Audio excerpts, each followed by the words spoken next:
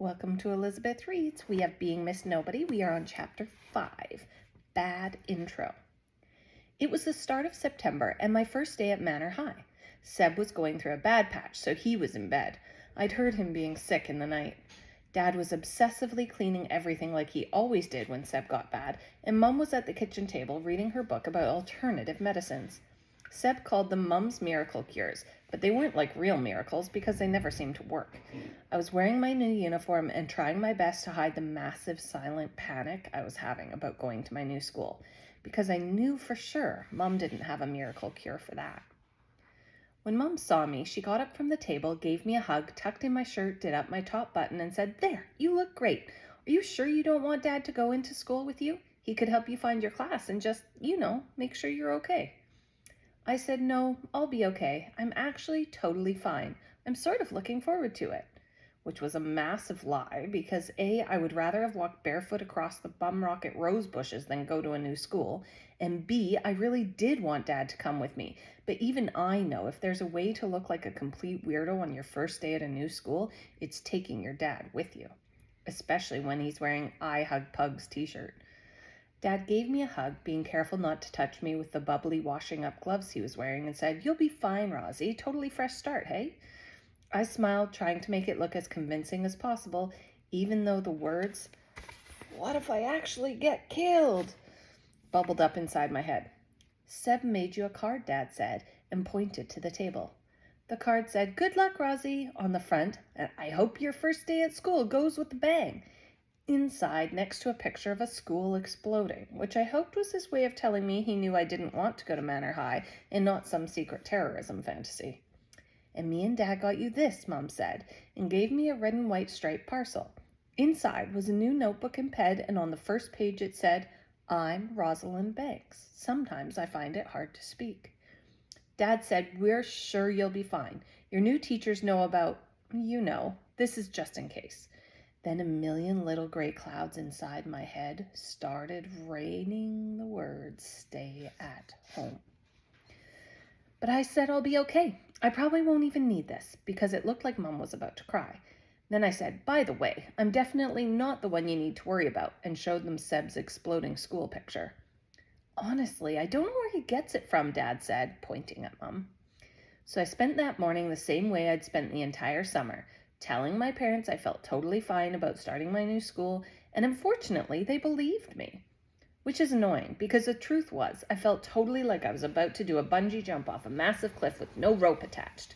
And not telling my parents that was probably my first major mistake. Letting Mum tuck in my school shirt so tightly, do up my top button, and send me to Manor High with a notebook and pen in my hands was major mistake number 2. The first traumatic experience of the day was catching the school bus. To me, catching a bus filled with people I don't know, when I might not be able to say a word, is like asking someone to get into a tank full of hungry sharks wearing a seal costume. The sound of everyone's voices over the rumbling engine made it really noisy.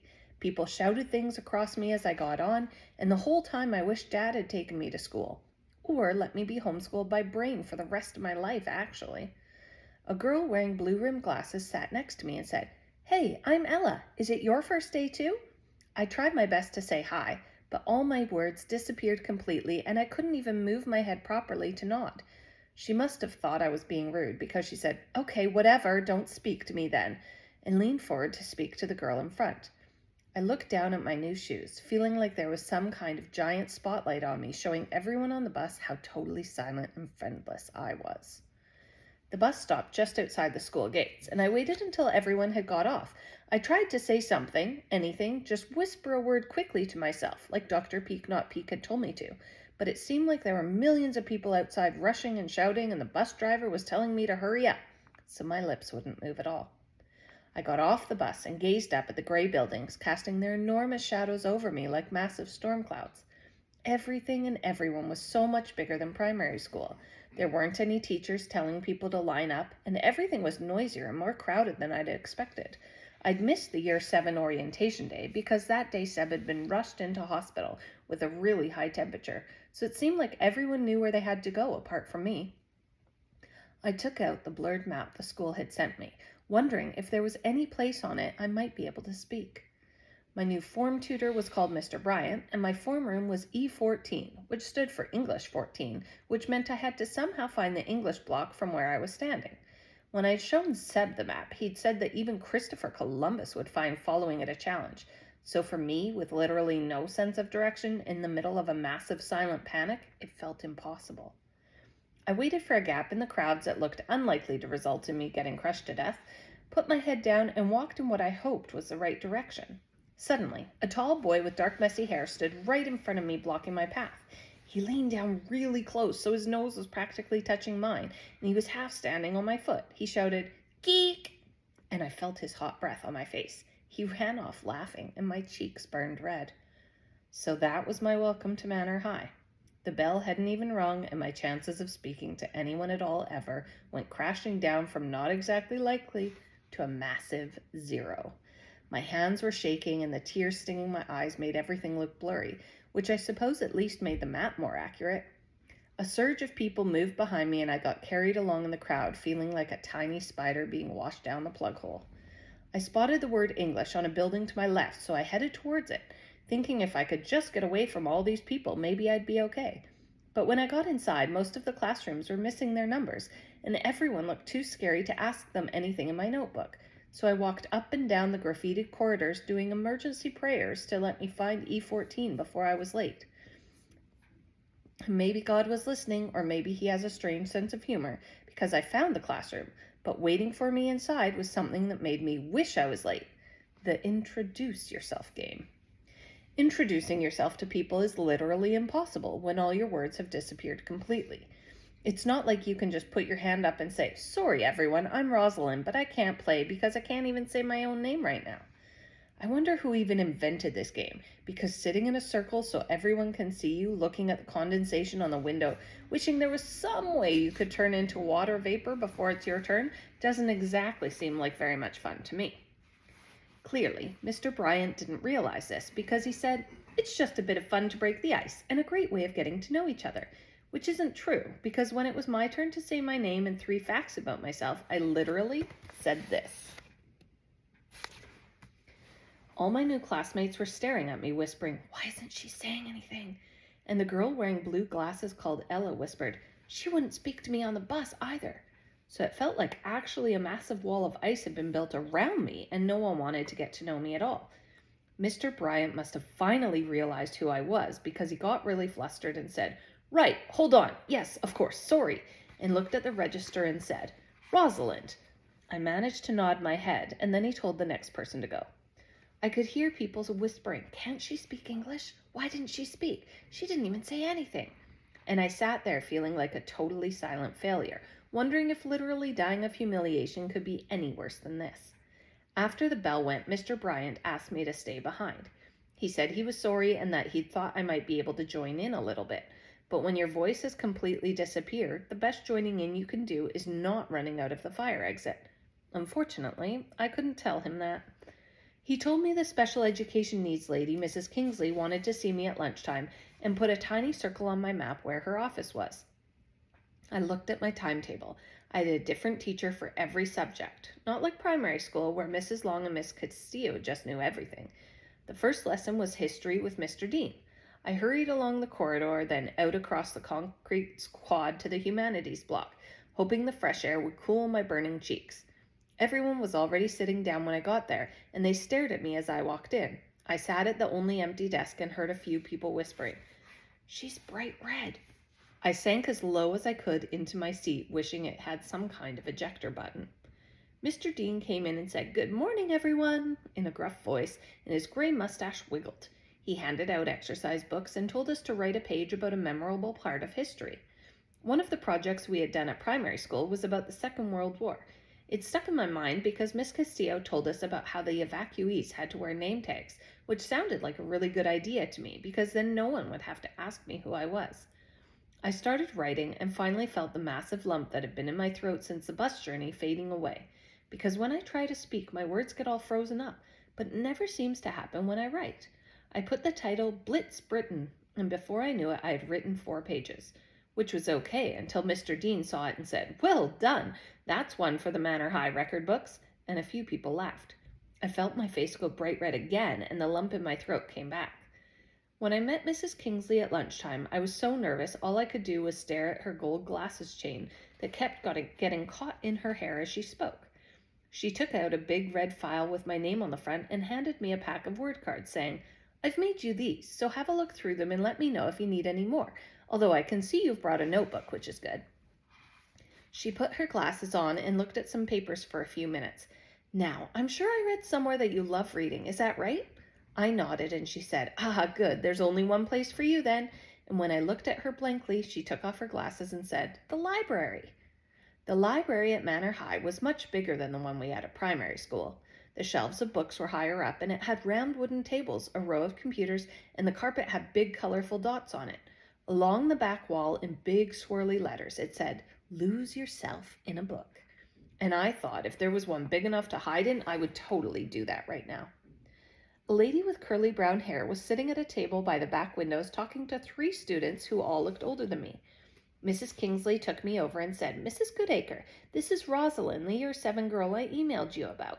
This is Mrs. Goodacre, our librarian. Now, I have to go and meet some other students, but if you need anything, you know where I am. I'll see you again Friday lunchtime." And then she left. Mrs. Goodacre smiled warmly at me and said, "Oh, wonderful. We were hoping you would make it. Sit down. This is my library committee." I looked at the 3 new faces, trying my best to smile, thinking, if I'm going to fit in anywhere at Manor High, this is probably my best chance. And if I could only get my lips to move, I might be able to stop the whole day, my entire life, from being a massive disaster. The boy sitting next to Mrs. Goodacre stood up and said, "Nice to meet you. I'm Rajit. I'm in year 9, so I'm in charge of the library squad here. I'll take you on a quick tour, and then we can start the interview." And before I actually fainted, Mrs. Goodacre said, "Rajit, I have told you enough times now we are a library committee, not a squad, and we certainly don't conduct interviews. It's not like we're inundated with applicants, is it?" She smiled at me again. "We are, however, in the middle of a meeting." Rajit smiled awkwardly, said, "Sorry, Mrs. G, my bad," and sat down.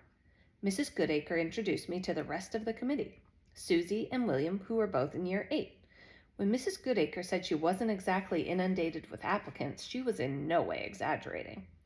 "Now, I know it's a little way off, but I'd like to start advertising the half-term readathon a bit sooner this year. Who would like to make the flyers?"